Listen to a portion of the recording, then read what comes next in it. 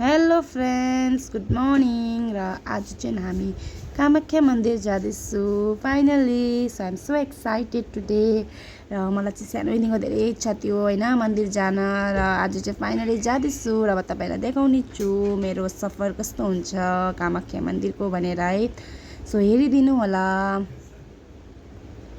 हामी चाहिँ 4:30बाट चाहिँ घरबाट निस्केको र हामी चाहिँ अहिले जाँदैछौँ अलिपुर न्यू अलिपुरद्वार र हाम्रो ट्रेन चाहिँ 6:25को छ।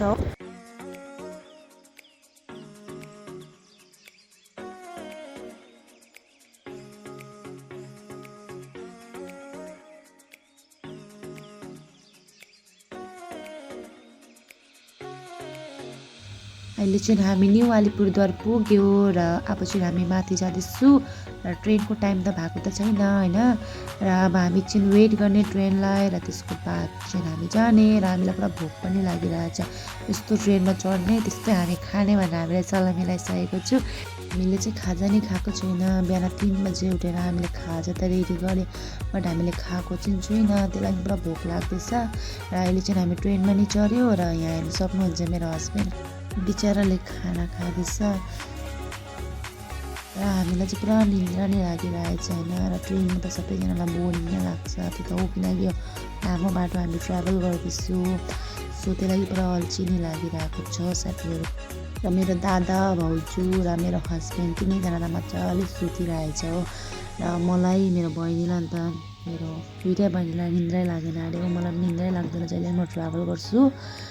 मलाई चाहिँ कहिले पुग्ने कहिले रुम पुग्नु र कहिले चाहिँ रेस्ट गरेर होइन मजाले खानासाना राम्रो खानासाना खाएर सुतौँ हुँदैछ। र कहिले म चाहिँ जाने बित्तिकै त्यहाँ गएर रेस्ट नै गर्नेछु, किनकि हाम्रोमा टाइम छैन। हामी चाहिँ अब आज गयो भोलि पूजा गऱ्यो बिहानै र त्यसको बाद भोलि बेलुका नै हामी फर्किने। सो फाइनली हामी चाहिँ कामाख्या जङ्सन पुग्यो। यो जङ्सन देख्दा चाहिँ यति खुसी लाग्यो मनमा, यति आनन्द भनौँ न, अब आनन्द आयो यो देखेर चाहिँ। फिल भयो कि हाम्रो जति पनि सानोको सपना थियो मेरो, जुन चाहिँ मा कामाख्या दर्शन गर्न आउनुलाई, यो सायो सपना चाहिँ मेरो फाइनली पुरा भयो।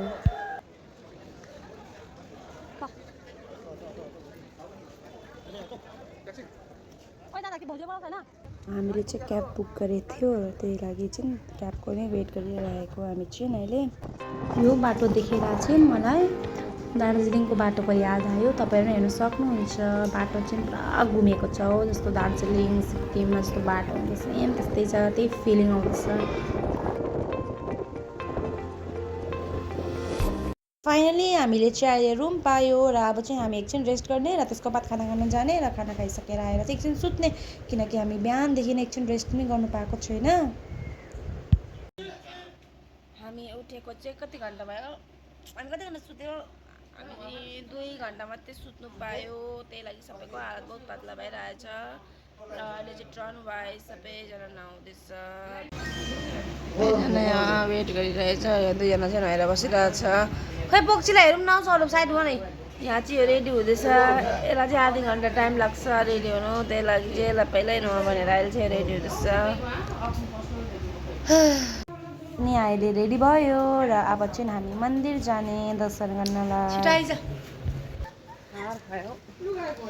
अहिले चाहिँ रातिको 12 बजी हामी चाहिँ निस्केको हो। अलिअलि पानी पर्दैछ, चाहिँ खतरनाक बिजोग भयो, किनभने चाहिँ पानी पनि पुरा पर्नु थाल्यो हो। र चिप्लेलाई खुला छैन रहेछ र गेट अहिले खुल्दैन अरे, गेट फेरि बिहान मात्रै खुल्छ अरे। र पानी परेको कारण चाहिँ हामी यहाँ बसिरहेको छु। तपाईँ हेर्न सक्नुहुन्छ मेरो हस्बेन्ड बिचरा निन्द्राले कस्तो भइरहेछ।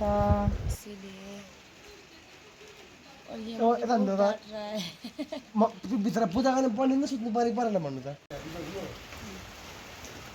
बिजोग प्लस के भनेर सुत्नु पाएन।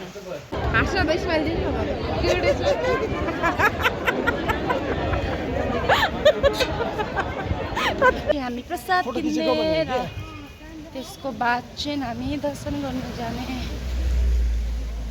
उतै पाउँछ भने किन यता उता पनि पाउँछ त, माथि न।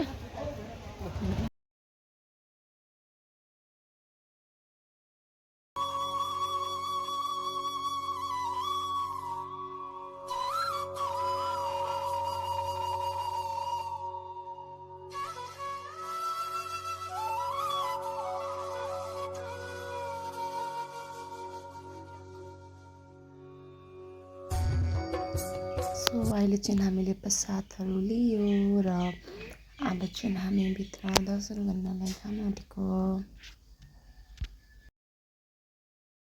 यहाँ हेर्न सक्नुहुन्छ मेरो दादा चाहिँ पुरा फनी छ, जहिले पनि हँसाउँछ मात्रै हामीलाई। यहाँ चाहिँ पुरा धेरै अन्नेरी गर्दैछ, हामीलाई हँसाउँदैछ। दर्शन गरेको भिडियो त बनाउनु पाउँदैन, किन भन्दा यतिको भिड छ, त्यो पनि क्यामेरा पनि अलाउ छैन अरे, भिडियो बनाउनु अलाउ छैन अरे, सो भिडियो चाहिँ बनाउन सक्दिनँ। फेरि त्यसको अन्नेरी स्टार्ट भयो, साथीहरू हेर्न सक्नुहुन्छ तपाईँ पनि। हामी चाहिँ अहिले लाइनमा छु कि यहाँ तपाईँ मेरो हस्बेन्ड हेर्न सक्नुहुन्छ, बिचरा माया लाग्दो भएर यहाँ ब्याग पक्रिरहेछ, सबैजना माया लाग्दो भइरहेछ, सबैजना निन्द्राले झप्झप भइरहेछ। र के गर्नु, अब माताको दर्शन गर्नुको लागि यति त हामीले झेल्नै पऱ्यो है।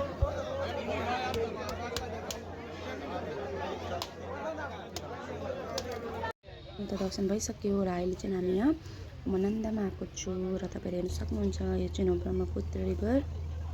र अहिले चाहिँ हामी उमानन्द आएको छु, किन भन्दाखेरि चाहिँ माँ कामाख्याको दर्शन गर्नु आउँदा चाहिँ उमानन्द पनि जानैपर्छ अरे, नभए हाम्रो जुन चाहिँ मनोकामनाहरू जति पनि भाकलहरू हुन्छ त्यो चाहिँ पुरा हुँदैन अरे। सो हामी उमानन्द नै आएको छु। भित्र चाहिँ मलाई अलिक उयो लाग्छ।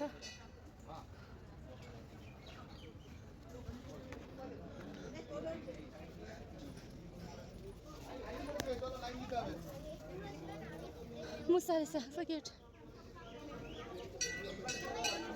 र अब चाहिँ हामी यहाँ दर्शन गर्ने, अन्त दर्शन गर्नेको बाद चाहिँ हामी फेरि घर फर्किनु। त्यो हामीले चाहिँ खानासाना सबै खाइसक्यो र त्यसको बाद चाहिँ अहिले हामी बस पक्रिनु गएको र बसबाट चाहिँ हामी कामाको जङ्सन जानु पऱ्यो पहिला, र त्यसको बाद चाहिँ हामी घर फर्किने। र आजको लागि यति नै। अगर तपाईँलाई मेरो भिडियो मन पऱ्यो भने लाइक गरिदिनु होला।